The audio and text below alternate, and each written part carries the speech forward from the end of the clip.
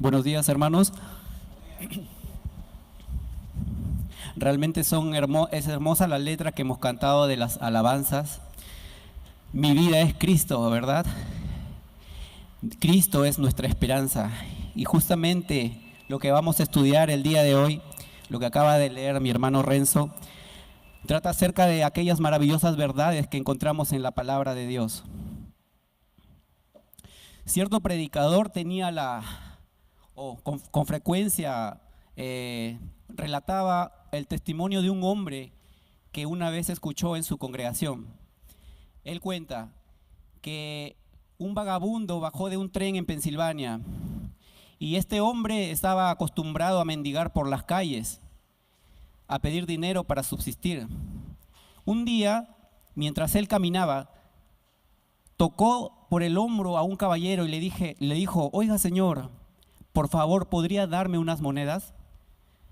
No he comido en muchos días. Cuando el hombre volteó a ver al vagabundo, él quedó aterrado al darse cuenta de que era su padre. El hombre lo quedó mirando y sus ojos se llenaron de lágrimas y le dijo: padre, ¿me reconoces?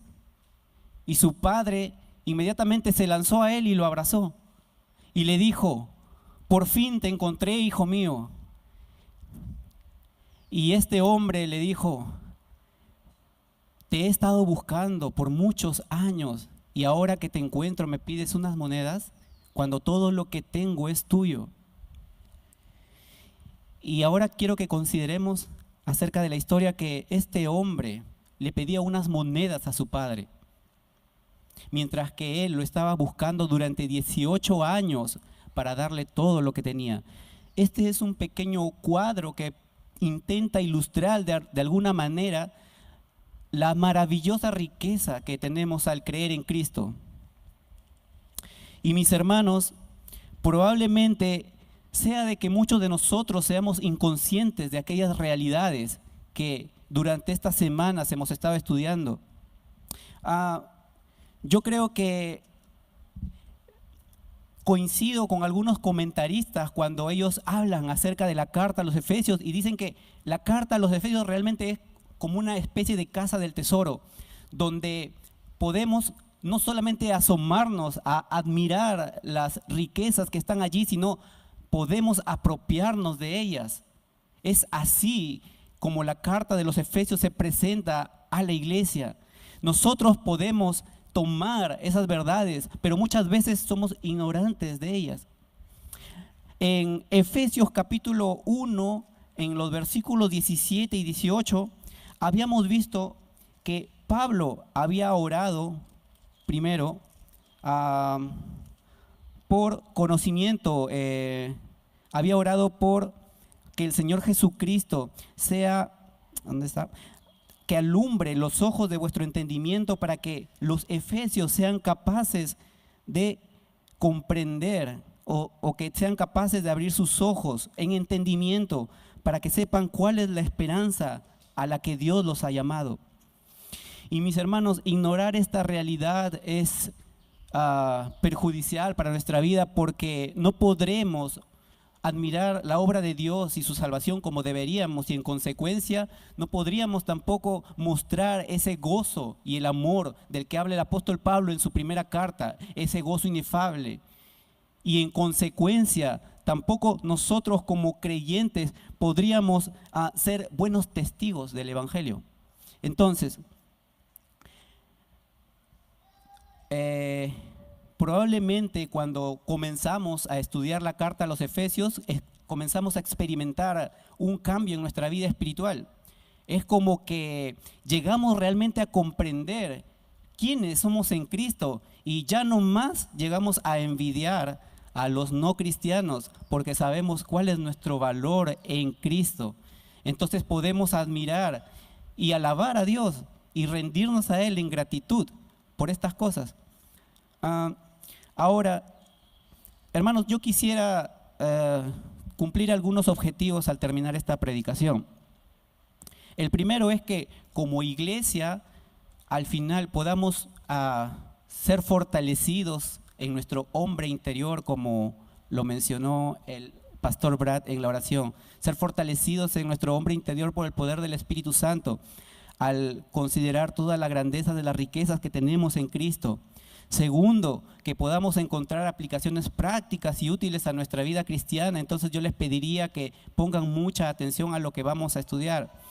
Y finalmente, un último objetivo es para los dos grupos de personas que se encuentran en esta mañana, creyentes y no creyentes. Si eres creyente, yo te ruego que consideres lo que vamos a estudiar y que seas fortalecido en el hombre interior. Pero si no eres creyente, mi deseo es que al final tú puedas contemplar este evangelio que va a ser predicado y que puedas encontrar en Jesucristo como a tu único y suficiente Salvador.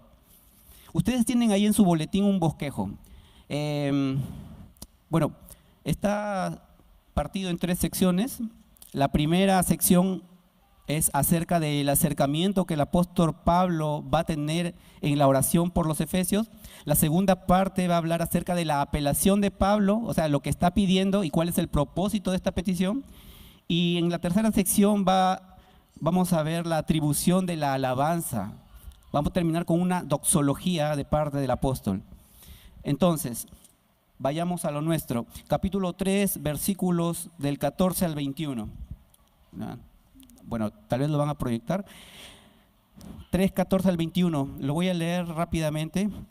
Por esta causa doblo mis rodillas ante el Padre de nuestro Señor Jesucristo, de quien toma nombre toda familia en los cielos y en la tierra, para que os dé, conforme a la riqueza de su gloria, el ser fortalecidos con poder en el hombre interior por su Espíritu, para que habite Cristo por la fe en vuestros corazones, a fin de que arraigados y cimentados en amor, seáis plenamente capaces de comprender con todos los santos cuál sea la anchura, la longitud, la profundidad y la altura, y de conocer el amor de Cristo que excede a todo conocimiento, para que seáis llenos de toda la plenitud de Dios. Y a aquel que es poderoso para hacer todas las cosas mucho más abundantemente de lo que pedimos o entendemos, según el poder que actúa en nosotros, a Él sea la gloria en la iglesia, en Cristo Jesús, por todas las edades, por los siglos de los siglos. Amén. Mis hermanos, en esta oración, en los versículos 14 al 21, el apóstol Pablo concluye lo que podría considerarse una primera parte de la carta a los Efesios, que habla más bien aspectos teológicos, para luego concentrarse en aplicaciones prácticas para la conducta cristiana en los siguientes capítulos. Segundo, que a pesar y en parte aún debido a que tenemos tales bendiciones en Cristo nuestro Salvador, como creyente debes tener la certeza que vas a ser tentado por Satanás, que vas a ser tentado por la corriente del mundo y que tu naturaleza pecaminosa, aún remanente, va a poner resistencia. Entonces, la finalidad del apóstol Pablo, al hacer este paréntesis que comenzó en el versículo 2 hasta el versículo 13, era primero dejar en claro la realidad de lo que tenemos en Cristo. Pareciera que el apóstol, al comenzar su oración en el versículo 1 del capítulo 3, y luego hace un paréntesis, pareciera de que él quisiera asegurarse de que los efesios entendieran bien cuáles son estas realidades. Y este paréntesis explicativo también nos sirve a nosotros. ¿Te has puesto a pensar en esas riquezas que tú tienes como creyente, hermano? Todo lo de Cristo es nuestro. Todo lo de Cristo es nuestro. Porque somos herederos, ya hemos visto, somos herederos. Y en el versículo, habíamos visto en el versículo anterior que los gentiles son coherederos y miembros del mismo cuerpo y copartícipes de la promesa en Cristo Jesús por medio del Evangelio. Entonces, esta oración es una apelación de Pablo hacia Dios para que el creyente pueda ver esta realidad y apropiarse de estas verdades. Y cuando sea tentado, él encuentre fortaleza en medio de su tribulación. Y mi hermano, acá hay muchas vidas y cada uno tiene una historia particular, como lo mencionó el pastor Brad. Cada uno tiene sus propias luchas. Como creyentes tenemos nuestras propias luchas. Entonces, me gustaría que encuentres consuelo y fortaleza en que Pablo oró por los creyentes de la iglesia de todas las edades para que podamos comprender cuál es nuestra herencia y encontrar poder en el Espíritu de Dios. Entonces, el mensaje central a donde quiero dirigirme es que seamos capaces como iglesia de esforzarnos para conocer el amor de Cristo y lleguemos a tener toda la plenitud de Dios. Y hablando más particularmente, me dirijo a la iglesia de Gracia Eterna de Barranco. Iglesia, deberíamos esforzarnos por conocer el amor de Cristo para que lleguemos a ser llenos de toda la plenitud de Dios. En la primera oración que habíamos visto del capítulo 1, del 15 al 23, Pablo había pedido primero sobre que los cristianos lleguen a conocer el poder de Dios. Pero en esta segunda oración Pablo se enfoca más a que los cristianos puedan usar ese poder. Por esta causa es la transición entonces de esa oración. Y él resumió algunas verdades, las voy a mencionar rápidamente. Por ejemplo, que toda persona que está en Cristo es un nuevo hombre, que los judíos y gentiles formaban parte de un solo cuerpo, que los gentiles que antes estaban lejos ahora son hechos cercanos a Dios por la fe en Cristo. Otra verdad es que todos los creyentes disfrutamos del mismo privilegio como parte de la familia de Dios, que todos los creyentes somos edificados como un solo templo y morada de Dios. Entonces Pablo acababa de mencionar estas realidades y mi hermano, es importante que nosotros lleguemos a un conocimiento de esto porque no se puede aplicar aquello que no sabemos o conocemos. No se podría aplicar incluso adecuadamente algo que no entendemos adecuadamente. Entonces, Pablo conocía que esto era importante. Ahora, una aplicación aquí, una primera aplicación podría ser, mi hermano, que alguien pudiera decir de que solamente quisiera tener una comunión con Jesús y solo eso, no le importa la doctrina, no le importa la teología, solamente quiere tener una comunión emocional y nada más.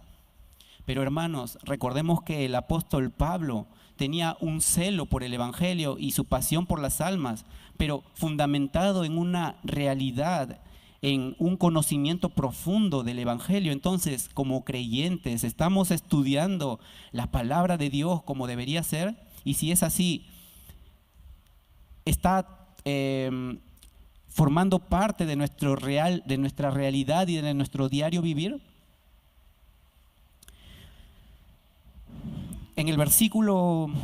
Seguimos en el versículo 14, el apóstol se dirige al Padre de nuestro Señor Jesucristo. Realmente es una grandiosa noticia llamar Padre a Dios, cuando antes éramos enemigos de Dios. Ahora somos reconciliados, Él es nuestro Padre. Podemos llamarlo con afecto, podemos tener la seguridad de que Él está dispuesto a escucharnos. Él está más dispuesto a recibirnos que nosotros estamos dispuestos a acercarnos a Él.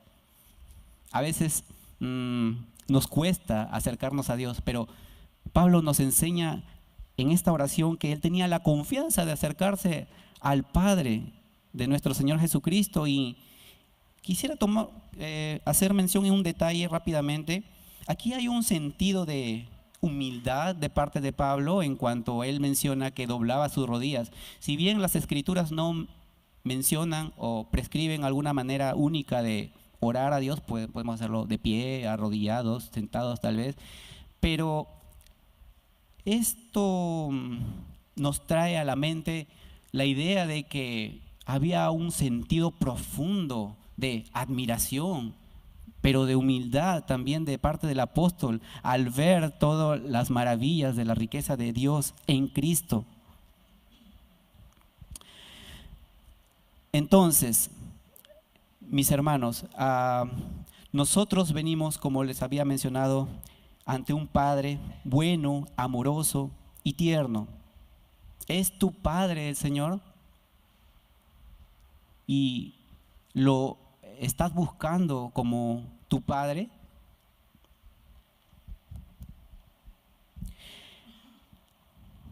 ¿Cuál es la razón de quien toma nombre toda familia en los cielos y en la tierra? Algunos comentaristas lo traducen de una manera diferente. Ellos dicen al Padre de toda paternidad,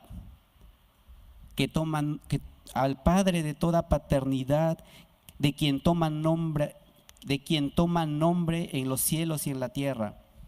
Esta traducción podría tener un cierto atractivo porque nos sugiere una manera muy amorosa y tierna, ¿no?, de comparar. Miren, nosotros tenemos a nuestro Padre Celestial, pero también tenemos a nuestro Padre terrenal. Y al hacer esa comparación, nosotros podríamos ver que nuestra paternidad humana es un débil reflejo de aquella paternidad celestial. Quizá no sea el caso de todos los aquí presentes, pero puede ser posible de que haya un padre que ame intensamente a sus hijos, pero igual es un débil reflejo de la verdadera paternidad de Dios. Ahora quisiera también hacer una importante aclaración respecto a esta declaración de la familia, que la Biblia no enseña que todos los seres humanos sean hijos de Dios excepto en el sentido de que Él es nuestro creador, solamente en ese sentido. Pero la Biblia habla claramente de dos paternidades espirituales. Si por favor pudieran proyectar Lucas capítulo 11 del versículo 11 al 13. La Biblia nos enseña acerca de dos paternidades espirituales. En Lucas 11, del 11 al 13 podemos ver, versículo 11 dice: ¿qué padre de vosotros si su hijo te pide pan o le dará una piedra? ¿O si pescado, en lugar de pescado, le dará una serpiente? ¿O si le pide un huevo, le dará un escorpión? Pues si vosotros, siendo malos, sabéis dar buenas dádivas a vuestros hijos, ¿cuánto más vuestro Padre Celestial dará el Espíritu Santo a los que se lo pidan? Tiene mucha coherencia con el pasaje que estamos estudiando. Nos acercamos a nuestro Padre Celestial con plena confianza de ser hijos. Ahora hay otro versículo más, Juan 8, 39 al 44. Juan capítulo 8, de los versículos 39 al 44. El Señor Jesucristo hablando, predicando, él menciona: respondieron y le dijeron los fariseos: nuestro padre es Abraham. Jesús les dijo: si fueseis hijos de Abraham, las obras de Abraham haríais. Pero ahora procuráis matarme a mí, hombre que os he hablado la verdad, la cual he oído de Dios. No hizo esto Abraham. Vosotros hacéis las obras de vuestro padre. Entonces le dijeron: nosotros no somos nacidos de fornicación, un padre tenemos, que es Dios. Jesús entonces les dijo: si vuestro padre fuese Dios, ciertamente me amaríais, pero porque yo de Dios he salido y he venido, pues no he venido de mí mismo, sino el que me envió. Él me envió. Porque no entendéis mi lenguaje, ¿por qué no podéis escuchar mi palabra? Vosotros sois de vuestro padre el diablo, y los deseos de vuestro padre queréis hacer. Él ha sido homicida desde el principio y no ha permanecido en la verdad, porque no hay verdad en él. Cuando habla mentira de lo suyo, habla porque es mentiroso y es padre de mentira. Otro versículo también que podría ser es en la misma primera carta de Juan, también dice: el que practica el pecado es del diablo. Entonces, mis hermanos, es evidente, y las escrituras hablan claramente de estas dos paternidades. ¿Somos hijos de Dios o somos hijos del diablo? Nos dirigimos ahora a la segunda sección, mis hermanos, la apelación de la oración.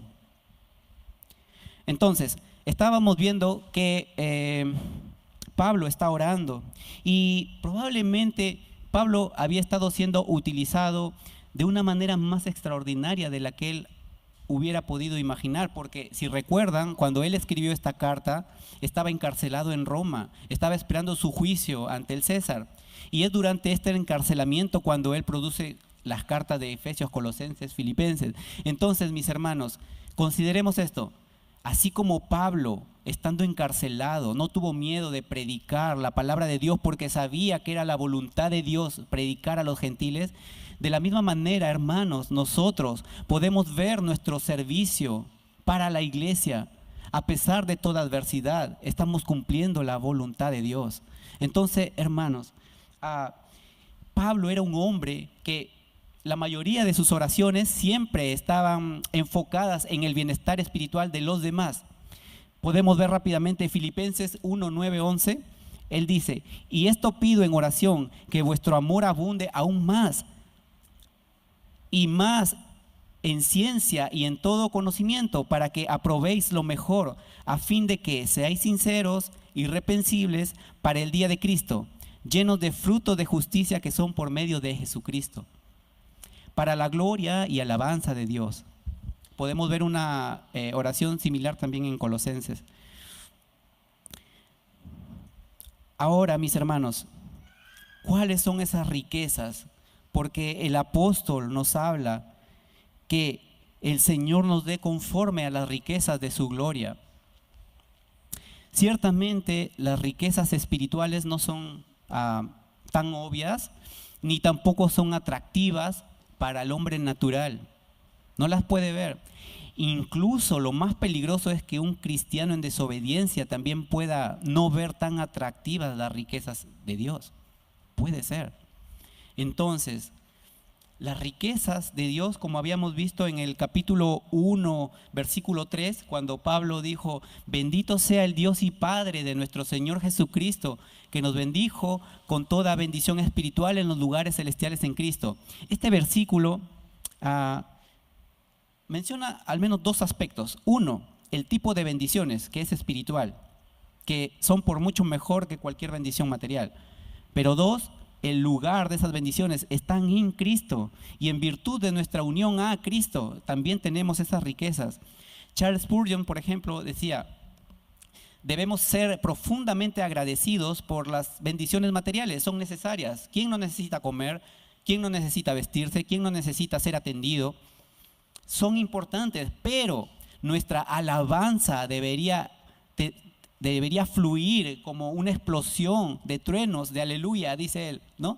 Al considerar las riquezas espirituales, porque ciertamente un corazón nuevo es mucho mejor que un nuevo par de zapatos. Mi hermano, yo sé que tenemos necesidades materiales, son importantes, las necesitamos todos, pero quiero que veas que las riquezas espirituales que tenemos en Cristo son mucho mejores. Para ello necesitamos ser fortalecidos en nuestro hombre interior por el poder del Espíritu de Dios. Y ser fortalecidos en el hombre interior significa que la parte más vital del ser humano está en su espíritu. Por eso es de que el hombre interior debe ser edificado y debe ser nutrido y fortalecido. ¿Cómo está nuestro hombre interior? ¿Está débil? ¿Está fuerte? En la medida que nosotros nos sometamos a la autoridad de la palabra de Dios y en la medida que nosotros busquemos alcanzar una comunión íntima con el Señor, ese hombre será fortalecido, porque esa esperanza es segura. Lo tenemos escrito, aquí está, lo estamos leyendo, hermanos. Tenemos esa esperanza segura de que podemos ser fortalecidos en el hombre interior.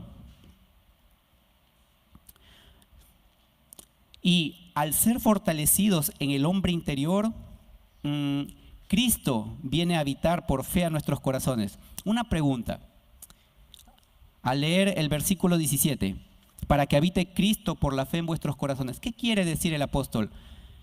¿Es que acaso Cristo no está habitando en el creyente? ¿Es que acaso Cristo todavía no ha llegado al creyente? La realidad es de que Cristo y el Espíritu son inseparables. Donde está Cristo está el Espíritu, donde está el Espíritu está Cristo, donde está Cristo está el Padre. Esa es una realidad espiritual. Pero lo que quiere decir el apóstol acá es otra cosa. No que Cristo no esté en el creyente. Dice que habite en el creyente. Y esta habitación solamente viene por, primero, el Espíritu Santo haya hecho una obra poderosa en el corazón del creyente. Habitar de manera continua y permanente, de modo que Él gobierne cada aspecto de la vida del creyente. ¿Está siendo así en nuestras vidas? ¿Estamos siendo dirigidos y gobernados? ¿Cristo está gobernando nuestro corazón? Un comentarista lo ilustra de esta manera. Él dice acerca del comienzo y la continuidad de la vida del creyente, que cuando el creyente llega a ser salvo, el Espíritu Santo viene al corazón y empieza a recorrer como en una casa todos los cuartos. Y él lo ilustra de esta manera. Primero pasa por la biblioteca de la mente y encuentra basura de toda clase de cosas sin valor y la reemplaza por su palabra. Luego se dirige al comedor del apetito y encuentra muchos deseos mundanos. Y en el lugar donde están colocadas cosas como lujuria, materialismo, orgullo, él las comienza a reemplazar por mansedumbre, humildad, amor y todas aquellas virtudes por las que nosotros como cristianos deberíamos tener hambre y sed. Él dice, y él sigue, y luego pasa por la sala de estar y encuentra muchas compañías y actividades mundanas. Luego se dirige al sótano de los deseos ocultos y así va recorriendo cada lugar. Pero no es hasta que el Espíritu Santo ha limpiado cada cuarto y cada rincón de nuestro corazón, es cuando Él viene a habitar y gobernar de manera continua y permanente y hay un habitar de Cristo en nuestros corazones. En Juan 14:23, el apóstol dice, el que me ama, mi palabra guardará, y mi Padre le amará y vendremos a Él y haremos morada con Él. Aquí hay una condición, el que guarda mi palabra, ¿verdad? Entonces está requiriendo obediencia. El que Cristo habite en nuestro corazón y gobierne, está requiriendo obediencia. Arraigados y cimentados en amor. Pero ya hemos visto, mis hermanos, para que habite Cristo por la fe en vuestros corazones, a fin de que seamos arraigados y cimentados en amor. Estas dos metáforas son interesantes porque primero tenemos arraigados, que es como un árbol que se extiende en sus raíces por la tierra, se agarra de las rocas y es firme, y cuando viene el viento no lo puede doblegar. Pero también habla acerca de cimentados, y mi hermano Ronaldo hace 2 semanas estuvo hablando acerca de el ser edificados como un edificio donde el fundamento es Cristo. Entonces, cuando la base, los cimientos son estables, la superestructura puede seguir creciendo, la iglesia puede seguir edificándose unos a otros. Pero lo más interesante lo vemos en el versículo 18 que dice, para que seáis plenamente capaces, hermanos, de comprender con todos los santos. No dice capaces de comprender individualmente. Si bien es importante nuestro crecimiento y nuestra vida espiritual como cristianos de manera individual, es importante, pero la vida cristiana es diseñada, hermanos, para vivirlas en unión. Somos edificados unos a otros. Mi pregunta es, ¿estás aprovechando los beneficios de ser edificados con otro hermano? ¿Estás buscando vivir en unidad y siendo parte como miembro de la iglesia para su edificación?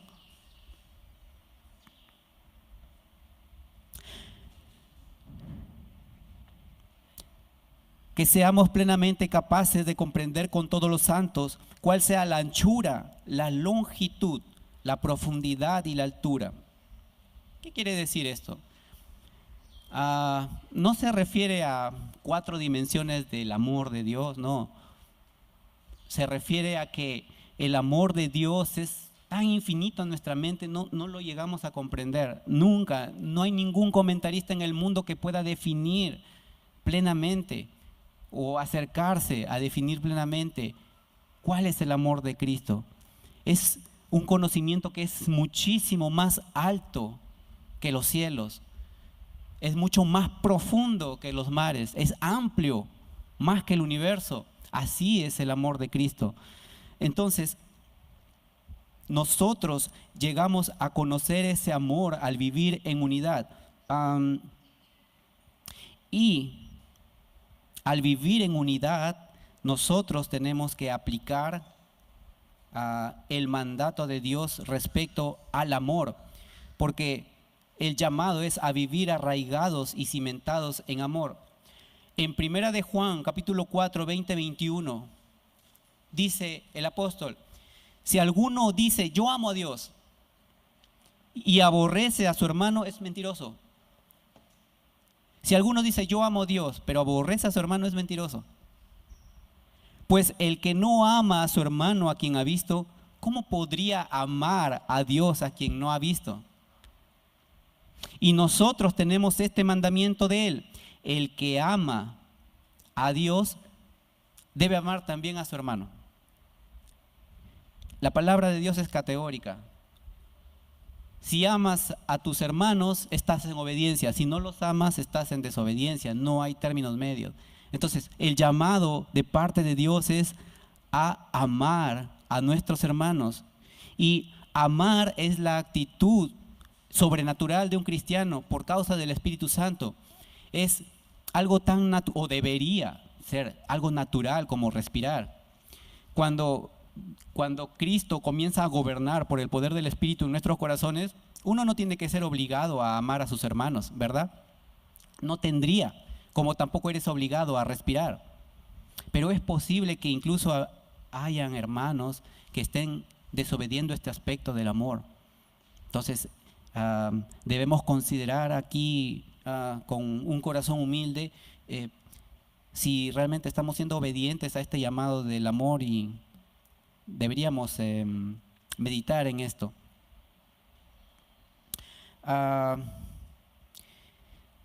El Salmo 66, 16 dice: venid y escuchad todos los que teméis a Dios, y contaré lo que Dios ha hecho por mi alma.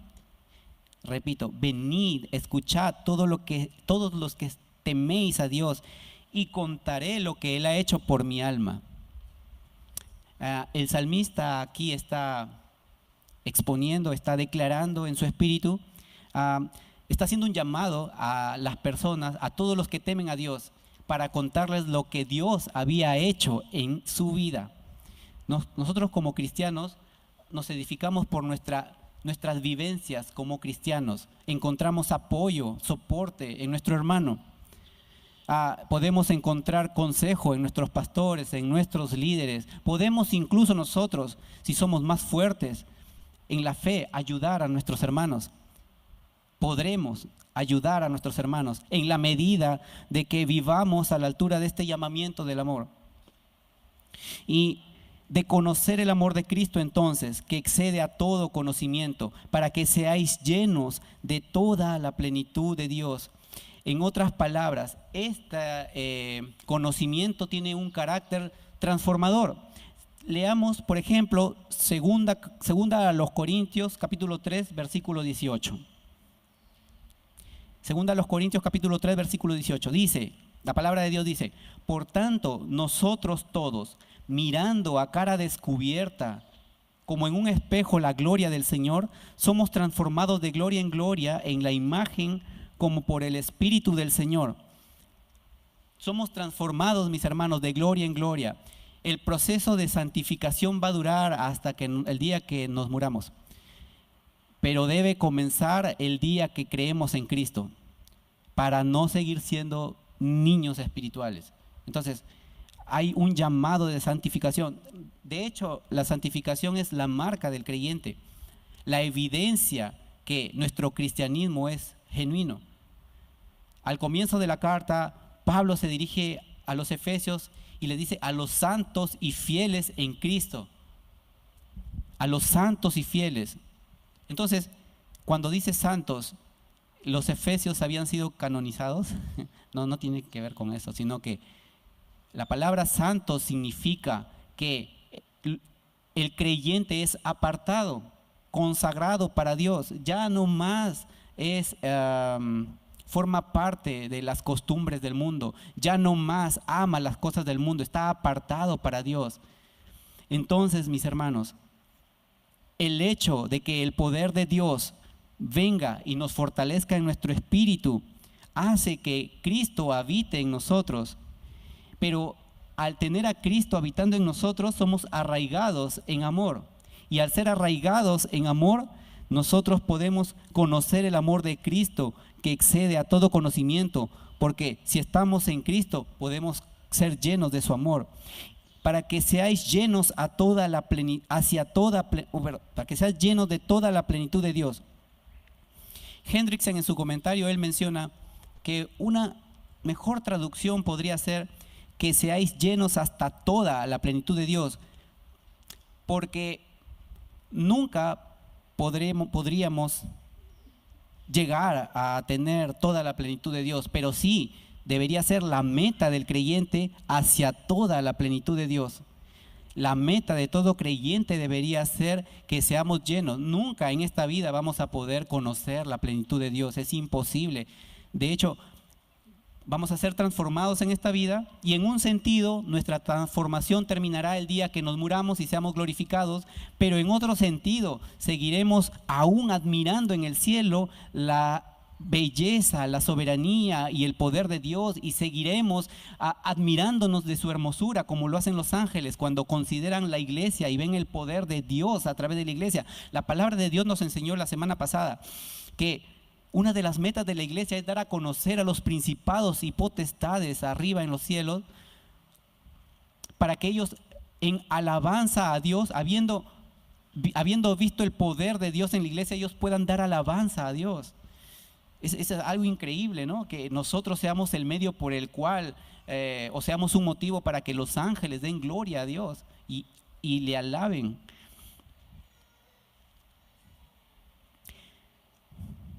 Un amor que excede a todo conocimiento, para que seamos llenos de toda la plenitud de Dios.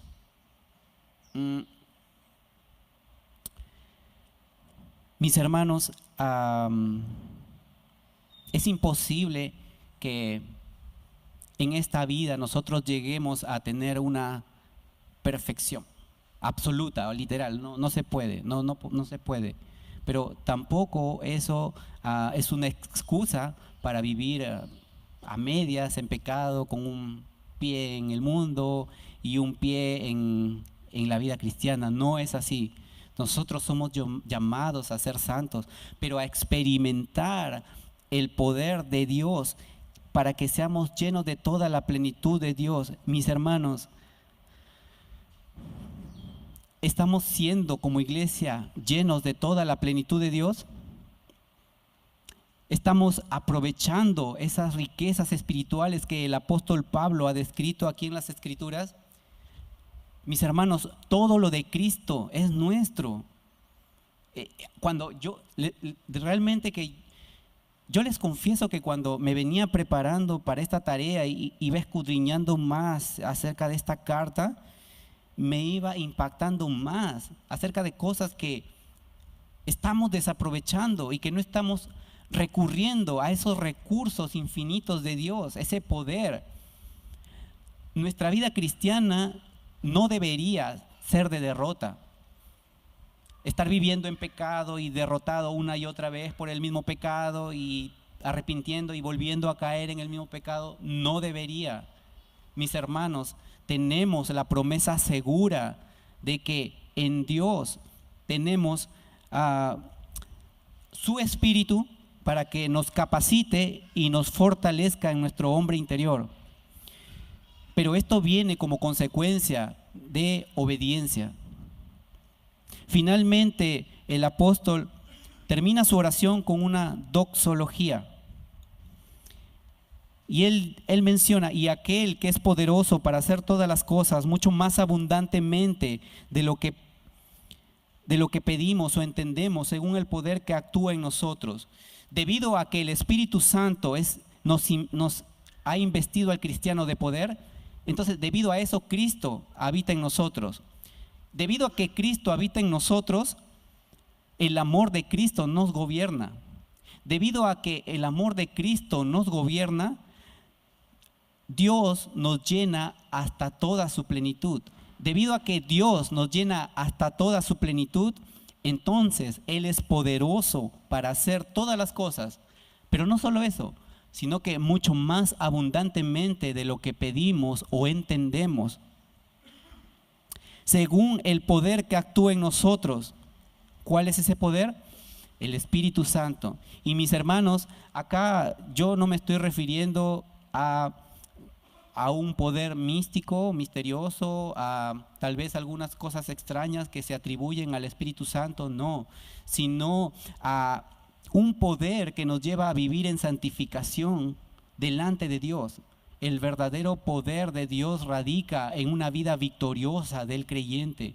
Y mi hermano, si hoy día has venido y estás un poco cansado, derrotado, tienes aflicciones como cualquiera de nosotros, ojalá encuentres consuelo en esta verdad, que puedes acercarte afectuosamente a tu Padre y pedirle que seas investido con poder en tu hombre interior, para que al ser investido con poder en tu hombre interior, Cristo llegue a habitar de manera continua, permanente, y tengas victoria permanente sobre los pecados. Y al habitar Cristo y gobernar, tú puedas entender el amor de Cristo que excede a todo conocimiento. Y entonces, iglesia, seamos llenos de toda la plenitud de Dios. Hasta que estas condiciones se cumplan, la obra de Dios podría llegar a ser limitada en nuestras vidas cristianas. Entonces Pablo está transmitiendo su firme convicción de que él cree realmente que Dios es poderoso para hacer todas esas cosas, porque ese poder mismo levantó a Cristo de los muertos. Y hace un amén al final que confirma que tal meta que él está pidiendo en oración es valiosa y que vale la pena esforzarse por alcanzarla. Ese amén confirma que esa meta es verdadera, es valiosa, debemos esforzarnos por alcanzarla, es real, es alcanzable. Entonces, mis hermanos,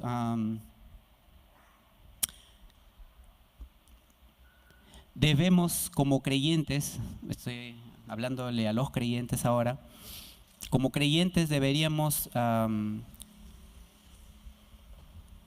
tener en cuenta el espíritu de Pablo en cuanto a la oración. Él no solamente predicaba el evangelio, sino que él doblaba sus rodillas, intercedía por aquellos que eran alcanzados por sus esfuerzos evangelísticos. Deberíamos nosotros tomar en cuenta eso, que además de nuestros esfuerzos evangelísticos es importante orar por ellos. Y amigo, quiero decirte que el mundo está muy necesitado de paz. Vemos en las noticias, vemos muchas cosas terribles en todos los ámbitos de nuestra vida. Y una de las cosas que el mundo más anhela es paz, es bienaventuranza. Pero esas cosas son imposibles de alcanzar fuera de Cristo. Sin Cristo no se puede alcanzar. Entonces, quisiera haber alcanzado los objetivos que planteé al principio. Que puedas ver, si tú no eres creyente, que puedas ver que fuera de Cristo no hay verdadera paz. En Isaías 57:21, Dios ha decretado: no hay paz, dijo mi Dios, para los impíos. No hay paz. Entonces, es un decreto, no hay paz fuera de Cristo, amigo, que no eres creyente. Dios ya lo ha decretado así. Entonces, en primer lugar, tú necesitas ser reconciliado con Dios. Necesitas ser reconciliado con Dios. Y eso es justamente lo que Cristo nos ofrece. Perdón de pecados, aceptación delante del Padre y una esperanza ciertísima de la vida eterna. Entonces, por favor, considera este mensaje del Evangelio. Que la gracia de Cristo entonces pueda vencer la obstinación de algunos que están presentes aquí. Y que al final puedas ver que Cristo es tu único y suficiente Salvador. Si tú tienes dudas en cuanto a algunos aspectos que se han tratado en esta mañana, sería importante que puedas dirigirte donde los pastores o algún hermano que te invitó. Te invito, amigo, a que puedas considerar esta realidad que estás desaprovechando si aún no conoces a Cristo. Vamos a orar.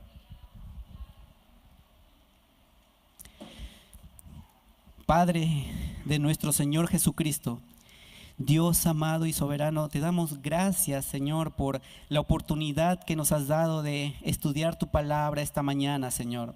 Gracias porque nos has acercado, Señor, a través de la obra de Cristo, Señor. Y ahora podemos llamarte afectuosamente Padre. Pero además, Señor, te damos gracias porque nos has llenado de muchas riquezas espirituales, Señor, en los lugares celestiales, en virtud de nuestra unión a Cristo. Por eso, Señor, te alabamos y te adoramos, Señor. Ahora, Dios, yo te ruego, Padre, que tengas misericordia de aquellas personas, Señor, que aún no te conocen, que ellos puedan ver, Señor, esta realidad y que ellos sean despertados, que su corazón puedan ver, Señor, que tú eres Dios y que tú enviaste a Jesucristo para que por medio de Él lleguen a ser salvos. Mi Dios, tú has provisto maneras para que el Evangelio llegue a los oídos de los hombres. Y Padre, hoy, esta mañana, Señor, tú has hecho, Señor mi Dios, llegar a que los hombres puedan escuchar, Señor, esta mañana tu Evangelio. Te alabamos, Señor, porque tú eres bueno, Señor. Ten misericordia de nosotros y ayúdanos como iglesia a que podamos aplicar verdaderamente estas verdades que estamos estudiando. Tú eres bueno y eres poderoso, Señor, para hacer mucho más abundantemente de lo que pedimos o entendemos según el poder que actúa en nosotros. Te alabamos, Señor, y te agradecemos. En Cristo Jesús. Amén.